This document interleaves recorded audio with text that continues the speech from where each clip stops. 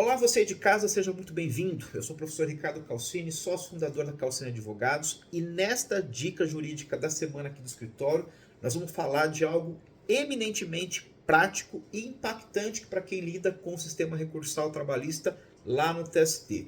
Acabou de ser publicada, gente, a resolução 224 do último dia 25 de novembro do corrente ano, que muda a sistemática recursal em casos pontuais, claro, no que diz respeito ao manuseio do agravo de instrumento, que nós aqui já conhecemos, serve apenas e tão somente para destrancar recurso, principalmente no caso do recurso de revista, já que, por regra, os processos que lá são direcionados ao TST chegam justamente nessa formatação do agravo de instrumento. Mas a partir do próximo dia 28 de dezembro, quando essa resolução começa a ser aplicada na prática, não mais necessariamente o agravo será apresentado. Nós vamos explicar aqui que esse agravo de instrumento ele será substituído em situações que a resolução, que nós vamos aqui falar rapidamente, prevê, pelo recurso de agravo regimental. Então você que atua em Brasília e naturalmente não conhece ainda a força vinculativa dos precedentes,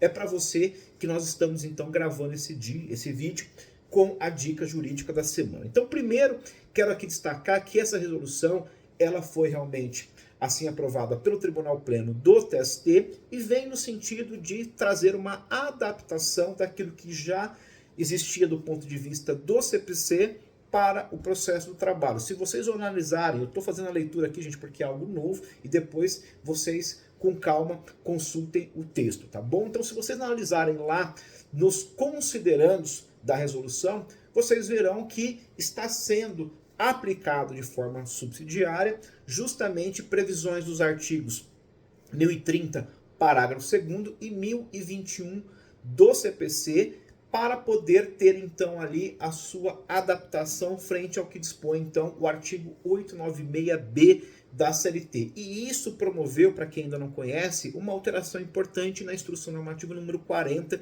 de 2016 do Tribunal Superior do Trabalho, que trata justamente dessa parte procedimental de recurso lá no âmbito da Corte Superior Trabalhista. Então, rapidamente aqui, eu vou fazer a leitura dos seus parágrafos que foram acrescidos como novidade e rapidamente também farei comentários sobre cada qual. Começo então pelo parágrafo 1A, que agora foi incorporado à Instrução Normativa número 40, tá? Que é de 2016, como todos nós sabemos, que diz o seguinte, olha, cabe, tá, recurso de agravo interno de decisão que denegar seguimento ao recurso de revista interposto contra acórdão que esteja em conformidade com o entendimento do Tribunal Superior do Trabalho, exarados nos regimes de julgamento de recursos repetitivos, de resolução de demandas repetitivas e de assunção de competência de acordo com os artigos que eu aqui acabei de mencionar. Gente, percebo então que agora não teremos mais nessas situações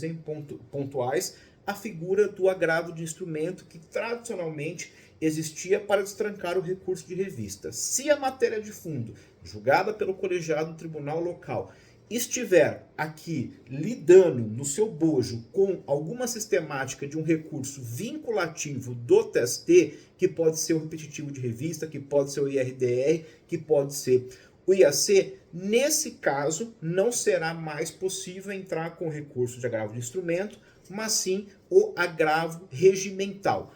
O parágrafo 1º não fala em relação a quem compete esse julgamento. Nós vamos ver na prática se isso deve ser naturalmente direcionado ao que pelo menos tem pela experiência como advogado que atua em TST, hoje para o Tribunal Pleno do do TRT local. Mas isso não está aqui explícito, então nós vamos aguardar naturalmente no próximo ano a definição de quem será o competente, o órgão competente para assumir o julgamento desse agravo regimental, que tudo dá a entender que seria então o Tribunal Pleno do TRT local. Parágrafo 1º desse artigo 1º-A diz o seguinte: havendo no recurso de revista capítulo distinto que não se submeta à situação prevista no caput deste artigo, constitui ônus da parte impugnar simultaneamente, mediante agravo de instrumento, a fração da decisão denegatória respectiva sob pena de preclusão. Então aqui, veja, claro que nós estamos diante de uma ação trabalhista que traz diversos pedidos, tá? Que é a questão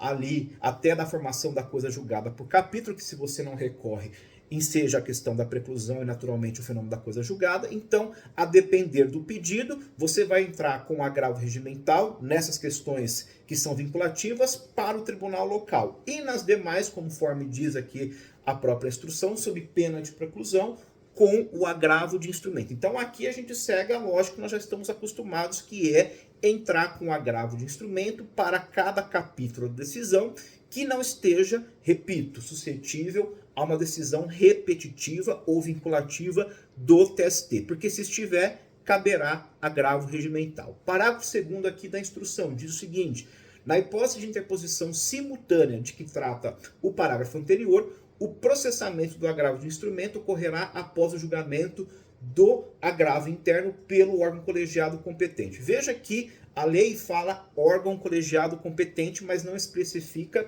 qual. Nós estamos entendendo, como eu já havia antecipado, que isso caberá ao tribunal pleno, porque tem tribunais, em razão do seu porte, que não tem a divisão entre órgão especial e tribunal pleno, até porque o órgão especial, por regra, por atribuição regimental, vai cuidar de aspectos de natureza administrativa. Então, o órgão competente aqui, seguramente, tudo indica ser, tá? Embora não explicitado, seria o tribunal pleno do TRT local. Mas veja que quando houver essa interposição simultânea, que a própria agora instrução fala, né, que é obrigatória, primeiro aguarde-se o julgamento do agravo regimental, para depois então definir a questão do processamento do agravo de instrumento. É importante criar esse fluxo para que então o processo não seja desmembrado. Fique aqui no Tribunal Regional com o agravo regimental e suba para o Tribunal Superior do Trabalho em relação ao agravo de instrumento, tá bem?